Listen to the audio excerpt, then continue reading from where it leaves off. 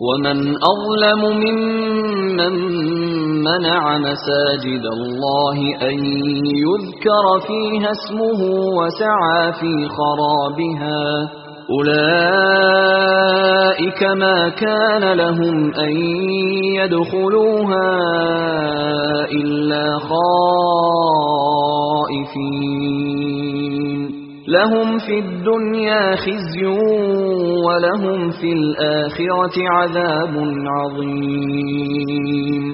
اور اس سے بڑھ کر ظالم کون جو خدا کی مسجدوں میں خدا کے نام کا ذکر کیے جانے کو منع کرے اور ان کی ویرانی میں سعی ہو۔ ان لوگوں کو کچھ حق نہیں کہ ان میں داخل ہو مگر ڈرتے ہوئے۔ ان کے لیے دنیا میں رسوائی ہے اور آخرت میں بڑا عذاب۔ وَلِلَّهِ الْمَشْرِقُ وَالْمَغْرِبُ فَأَيْنَمَا تُوَلُّوا فَثَمَّ وَجْهُ اللَّهِ إِنَّ اللَّهَ وَاسِعٌ عَلِيمٌ۔ اور مشرق اور مغرب سب خدا ہی کا ہے، تو جدھر تم رخ کرو ادھر خدا کی ذات ہے، بے شک خدا صاحب وسعت اور باخبر ہے۔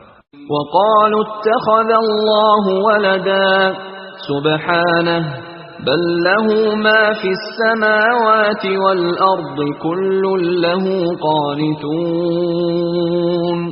اور یہ لوگ اس بات کے قائل ہیں کہ خدا اولاد رکھتا ہے، نہیں، وہ پاک ہے، بلکہ جو کچھ آسمانوں اور زمین میں ہے سب اسی کا ہے اور سب اس کے فرما بردار ہیں۔ بدیع السماوات والارض واذا قضى امرا فانما يقول له كن فيكون۔ وہی آسمانوں اور زمین کا پیدا کرنے والا ہے، جب کوئی کام کرنا چاہتا ہے تو اس کو ارشاد فرما دیتا ہے کہ ہو جا، تو وہ ہو جاتا ہے۔